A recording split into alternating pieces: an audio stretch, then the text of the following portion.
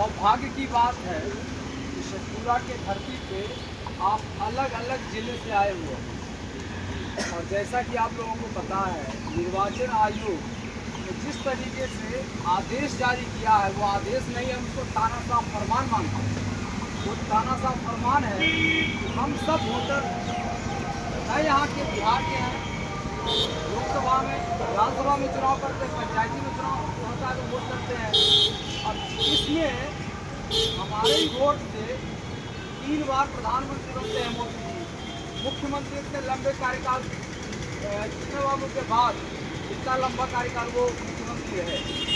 दुर्भाग्य इस बात का है कि हमारे देश में ऐसे सरकार को लेकर आया है जो हमसे बनी है और हमारी नागरिकता छीन रही है। आप समझिए, भारत के संविधान में अगर हम वोट नहीं दे पाएंगे, संवैधानिक अधिकार नहीं है।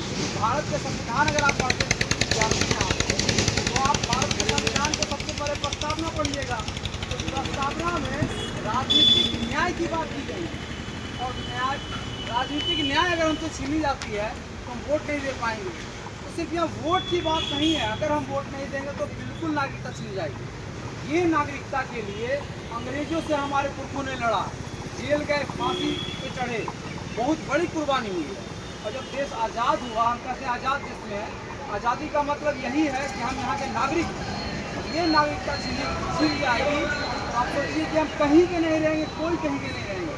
आप ना तो सरकारी योजनाओं का लाभ ले पाएंगे, ना बच्चे आपके सरकारी हो या प्राइवेट स्कूलों में पढ़ पाएंगे, ना रोजगार ले पाएंगे, कुछ भी नहीं हो पाएगा। जैसे कि आप जो बंजारा होता है, जो यायावर की ज़िंदगी जीता है, वो देखने वाला नहीं है, ठीक वैसे ही होता है।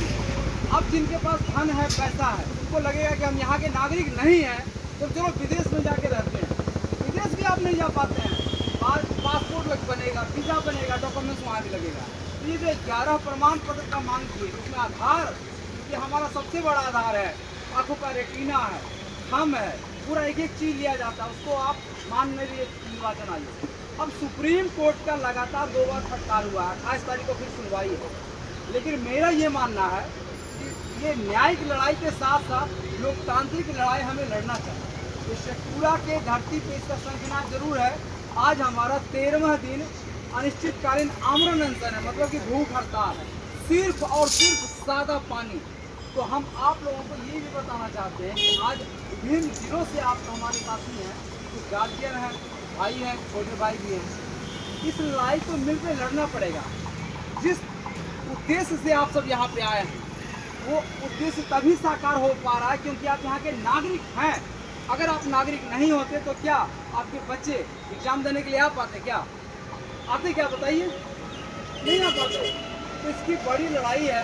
अभी चुनाव नज़दीक है और हस्तक्षेप कौन कर रहा है? निर्वाचन आयोग। अरे नागरिकता का जो प्रमाण है वो निर्वाचन आयोग के अधीन है ही नहीं, गृह मंत्रालय के अधीन है। अब गृह मंत्रालय उसे तय करेगा। मतलब इस सरकार में ये हो रहा है, विभाग कहीं और का संचालित कहीं से और हो रहा है। तो ये बिल्कुल और बिल्कुल अब मतलब इसको कह सकते हैं कि तानाशाह के तरफ हम जा रहे हैं और नफरत दिया जा रहा है हमको, अफवाहें फैलाई जा रही हैं। अफवाहें किस तरीके से है कि रोहिंग्या आ गया बिहार में, देश में और कहीं रोहिंग्या नहीं है, बिहार में रोहिंग्या आ गया है। जो रोहिंग्या की बात करते हैं उसको हमारे ऐसे सोशल मीडिया पे लिख दिए कि रोहिंग्या आप नहीं चाहते कि चले जाए।